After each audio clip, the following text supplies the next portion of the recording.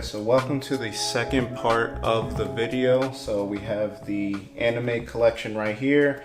I'm going to go through pretty much everything here, tell you about, my favorite characters, favorite stories and arcs in the actual shows, and then we'll break them down each one by one. So we're going to start off with Yu Hakusho right here. If you guys don't know, it's actually my favorite anime of all time. I just grew up watching it on Toonami. The creator of Yu Hakusho actually made my top 3 favorite anime of all time, which was Hunter x Hunter. Great anime if you guys haven't checked it out. So I ended up going with the Steel books, just because, like I said, it's my favorite anime of all time, and it's actually really dope. When you put them together, it makes one image, if you guys can see. So you get Yusuke right there with the spirit gun, Hiei with the Dragon of the Darkness Flame, Kuwabara with his sword, and Kurama with his rose whip. There's a really dope detail.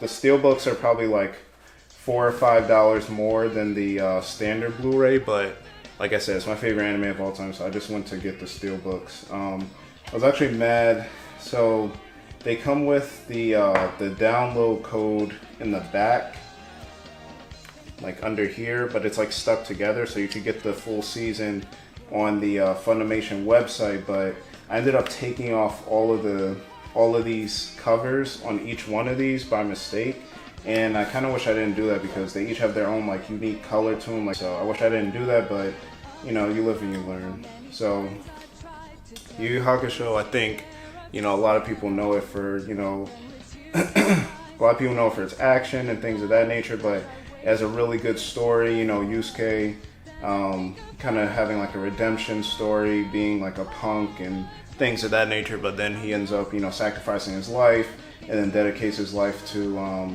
saving others. And then Hiei, who was technically an enemy in the beginning, ends up becoming good. Kuwabara, Yusuke's best friend, ended up getting powers, and Kurama, who's just like a super cerebral character. A lot of shows they just focus on power, but Kurama, I think, really shows that anime writers really have a way of tactical fighting in these shows. So if you guys have never watched it, I would definitely recommend it. I rewatched it a couple months ago for probably the 3rd time ever. I'm definitely going to rewatch it on Blu-ray sometime in the near future. Next up, we have Dragon Ball. This is where it all started. A lot of people don't know that. I actually found out about Dragon Ball through Toonami. I'm going to mention Toonami a lot because a lot of people in the States, that's where we first, got introduced to anime. But I was watching Toonami one day and they had a show called Just Dragon Ball, and I said, what is this? And then I saw Kid Goku right here, Krillin really young over here too, and I'm like, what is this? Because in Dragon Ball Z, they would show like flashbacks of events that happened in Dragon Ball, but I thought they were literally just flashbacks.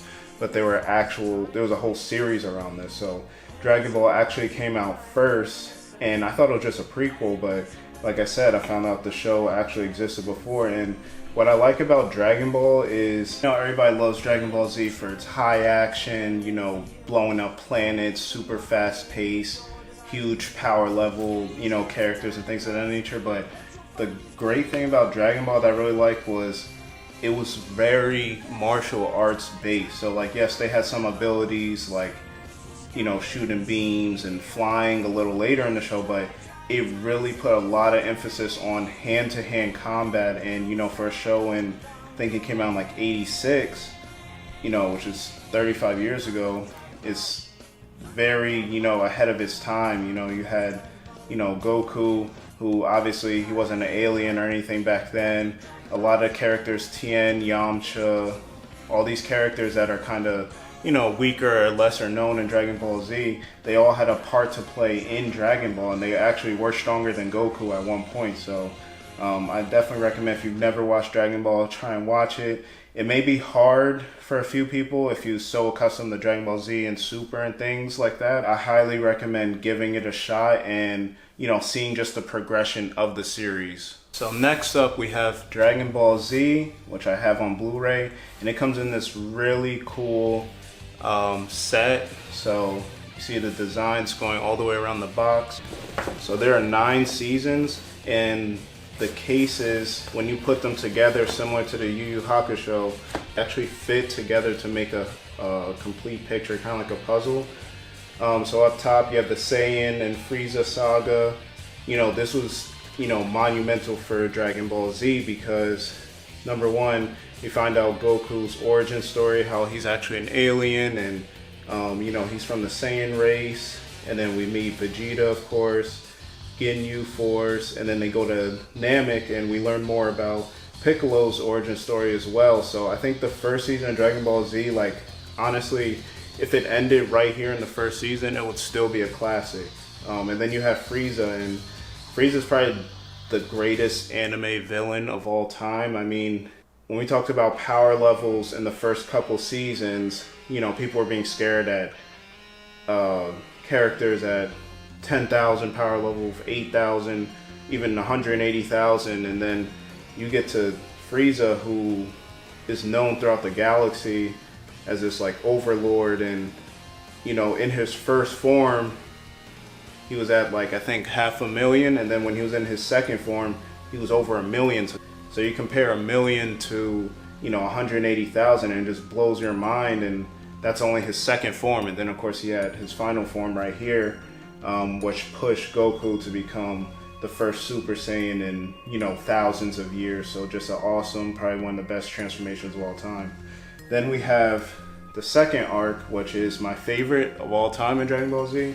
You have the Android / Cell saga. So, you know, this is probably the darkest that Dragon Ball Z actually got, just because of Trunks. Future Trunks was one of my favorite characters as well. Just his origin story, you know, dealing with everyone being killed when he was, you know, super young. It was just him and Gohan, the androids killing off almost all the humans on the planet. And it's just like a super dark story for Dragon Ball Z, you know. And then you get to the androids, Android 17, who, you know, was a big hero in Dragon Ball Super, but he was one of my favorite villains in the whole show. And 17 versus Piccolo fights, probably one of my favorite fights in the whole series. And, you know, a lot of people talk about, you know, good fights in the show, and, you know, Super Saiyan 2 Gohan's a lot of people's favorite characters. He's my favorite character as well, but when you get older and you look back on it, a lot of these fights weren't actually good fights. You know what I mean? Like, they're entertaining. Like, Gohan versus Cell was not a good fight. It was so one-sided that, you know, it was cool to see this little kid, you know, just being stronger than everybody else and, you know, whooping on Cell. But as far as a good fight, it wasn't a good fight. If you want to talk about a good fight, Piccolo versus 17, good fight. Goku versus Perfect Cell. I don't feel like anybody ever talks about that fight. I've rewatched that fight on YouTube so many times. Like, that is such a good fight and very underrated. I feel like a lot of people don't talk about. Yeah, of course, you know, Super Saiyan 2 Gohan, first person to go Super Saiyan 2, you know, legendary fight. Of course, everybody's gonna, you know, remember that. But definitely the best overall saga, I think, as far as story, fights, and things of that nature. I mean, the first saga, you could argue it, but I don't know. I think this was before, like, transformations and things weren't, like, too overboard. It was just, like, a good mix. But then when we get to the last arc, the Buu saga, which I feel like a lot of people probably still reference. You see these clips on Twitter all the time. I like it. The only thing that I don't like was the fact that Gohan, and I've heard rumors about this all the time, that Gohan was supposed to be the new Goku, you know, the new main character. Goku would stay, you know, dead and maybe pop in with talking through King Kai to everybody. But yeah, I don't know. They did this weird, like, Goku just stopped really training. He got really weak. And then even when he got stronger and became Ultimate Gohan, once the Elder Kai gave him that power boost, then he was beating the brakes off of Super Buu, and then Super Buu absorbed him, and they made Goku be the hero again. And it just, I don't know. I get you want to give the fans what they want, but I feel like they should have went in that direction. I feel like Dragon Ball Z, it to a fault, always brings back characters and doesn't want to let the new kids shine. You know, Trunks and Goten doing the fusion, which we never seen before. That was supposed to be a whole new, you know, spectacle, but they ended up not being able to really accomplish anything. You know, I thought Vegeta becoming evil again was a great storyline, and him sacrificing himself for redemption for everything he's ever done. It was great, but then Boo just came right back, and then who saves the day? Goku again. And I love Goku as much as the next guy, but I just want someone else to be a hero for once, you know? But that pretty much wraps up Dragon Ball Z. And then rounding out the Dragon Ball anime series, we have Dragon Ball GT, which a lot of people don't like. Comes with these two cases, Super Saiyan 4 Goku, Super Saiyan 4 Gogeta. So these are pretty cool. When you open it, you see the, you know, dragon design in the background. It's kind of hard to see with the disc, but I thought that was a nice touch that they did. GT gets a lot of hate, man, and, you know, I don't want to say understandably so, because I feel like people just say, oh, it's not canon and things of that nature, but like, when you break it down, a lot of the arcs in GT were really good. Like, first of all, the Super Saiyan 4 transformation as a whole was just amazing and great concept. Going back to the whole Grade 8, you know, transformation. I think the Black Star Dragon Balls with the Shadow Dragons, like that concept was super dope. Even having Baby, where you learn more about Planet Tuffle and what happened with those people, and, you know, I don't know. I think the thing I will say that I don't like is it's very dark, like the coloring. For some reason, I don't know why. So when you watch, especially on DVD, it doesn't look the best. Like, it looks a lot older than it actually is. And I was hoping that they would. I was looking for these on Blu-ray, but they actually don't exist. So like Dragon Ball and GT, for some reason, don't have any Blu-ray or upgraded editions. But Dragon Ball Z has, you know, Blu-ray, a whole bunch of different box sets and things of that nature, which, because Dragon Ball Z is the most popular, you know, Funimation knows that's where they're going to make all their money. But it would be cool if they made a if they made a Blu-ray version of these. I probably won't buy them, obviously, because I just bought these, but I don't have Super, just because, number one, it's still fairly new, and honestly, breaking it down, I would only get it to complete the set. I don't particularly love Super as much as everybody else. There's just like a lot of plot holes, a lot of characters that shouldn't be as strong as they are, a lot of characters that are way too overpowered. It's pretty much only Goku and Vegeta now, and it's, you know, I watch it only because of my history with Dragon Ball at this point, but and that series is still going. The manga's already on a whole nother arc, and the show hasn't come back yet, so I wouldn't want to buy the set of that, and then, you know, they come out with more later, so I'm waiting on that.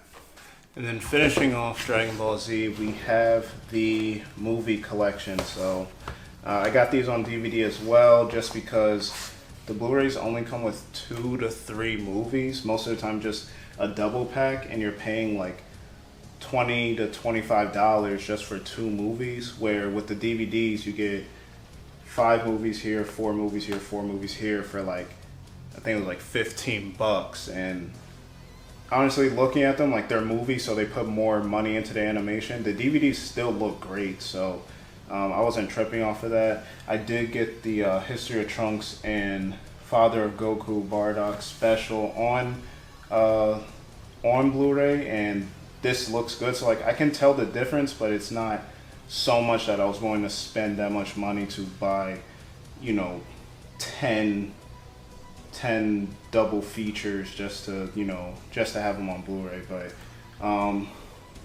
you know, the movies are good. I mean, pretty much most of them are hits. Dead Zone was pretty cool. World's Strongest I don't really like at all. Tree of Might was really dope concept wise, because if you guys don't know, the main enemy, he's actually supposed to be what Goku would have been if he never bumped his head. So that's pretty cool. Lord Slug was cool. Origin story. Cooler's Revenge was dope. You know, having Frieza's brother in it. And then the second pack, you got Return of Cooler, which is good. Super Android 13 is one of my favorite movies, actually. You know, them bringing back the androids, like I mentioned, that's my favorite saga and arc in all of Dragon Ball. Broly, Legendary Super Saiyan, everybody loves Broly. BoJack Unbound, honestly, I watch it because Super Saiyan 2 Gohan is the hero in that, but again, when I talked about good fights, him versus BoJack isn't a good fight. He punched him like once or twice and then he was dead. So was it cool to see? Sure, but it's not a good fight. Then you have Broly Second Coming and the third movie pack, which I honestly don't remember. Bio Broly, I know was terrible, stupid concept. Fusion Reborn was pretty good. Janemba was a dope enemy, and that's where we first saw Gogeta from the Fusion. And that fight, again, wasn't really quick. He kind of did his Stardust attack or whatever and killed him, but them fighting Janemba was dope. Them seeing the transformation was dope of the Fusion and things of that nature. And then Wrath of the Dragon. Honestly, I do not remember that movie that much. I just remember there was a guy, I think his name was Taipon. He had a flute, and then people say that the sword he gave Trunks ends up being the sword from Future Trunks, which doesn't really make sense because Future Trunks wouldn't have met that guy. I don't know. It's weird. And then History of Trunks and Bardock. So History of Trunks, like I mentioned, Trunks has the most dark and tragic backstory in all of Dragon Ball Z, at least the way it's told and illustrated. And it's done really well. You will get sad watching it, seeing some of your favorite characters die, and obviously no Dragon Balls to bring them back. And then Bardock, just seeing, you know, what was Goku's father like. Like, we see Goku all the time. Now you get to see what Planet Vegeta was actually like back then, before all the Saiyans got killed. And you know, you see it in flashbacks during the show, but to actually see, you know, those characters actually have personalities and a whole story was definitely dope to see. Okay, now last up, but definitely not least up, we have the Avatar: The Last Airbender and Legend of Korra Blu-ray collection. They come in this double pack right here. So we'll start with the original Avatar series. Oh, it also comes with this this comic book for Korra, and then one for Avatar, also the original. But we'll put that to the side. So, original series, legendary. Actually started watching it near the season finale of the first season, and I don't know, Avatar is just one of those like super legendary, very well thought out shows that, you know, it was on Nickelodeon and it was for kids, but I feel like everyone from every age should watch this. And even though these aren't technically anime, they take a lot of their style cues from Chinese, Japanese folklore and things of that nature, and just the story of Aang and Zuko being joining the team later in the third season. Spoiler alert if you haven't watched it by now, but Toph was super tough, you know, inventing metal bending, being blind, and being able to be one of the best earthbenders ever. You know, Katara and Sokka, just great characters. Love this show. And Legend of Korra, I think it gets a lot of bad heat. I don't know why, because people say, oh, it's not as good as the original, and oh, they started introducing these weird things. But like, to me, just the fact that they were able to make a whole series with 4 new seasons after the original was over, and you know, Korra pretty much mastered every style of bending after the first season. It's like, okay, where do we go from here? And they started introducing like the origin story of the Avatar, you know, which was super dope. Avatar 1. They started introducing energy bending, which is something that was in the original Avatar. I love Korra, and I'm actually going to rewatch it pretty soon. I just thought it was super well thought out. The callbacks to the original series, even the older characters showing up in the new series. The Korra is really good. And then, you know, she's the main character, but she's not the only one that can fight. There are people like Mako and Bolin. They have, you know, their own abilities. Bolin being I think he's a lava bender. Like, they had really good, well thought out ways to tell this story, and you know, I think people need to, you know, ease up on it. I think it's a good show, and everyone should give it a chance. It's actually available on Netflix, I believe, if you guys haven't seen it yet. And there you guys have it, the full anime collection that I have. The only thing I'll probably add to this is I was looking for a Fullmetal Alchemist Brotherhood, but they don't have one for North America, so if that ever comes out, I want to add that to the collection. The other thing I want to add is Hunter x Hunter, but that show technically never finished, so if that ever happens, I want to add that too. But yeah, here you guys go. Yu Hakusho, Dragon Ball full series and movies, and then Avatar. So let me know what you guys think in the comment section below. Let me know what's your favorite anime. Which anime here do you like or don't like? Thank you guys for watching, and I'll catch you guys on the next video.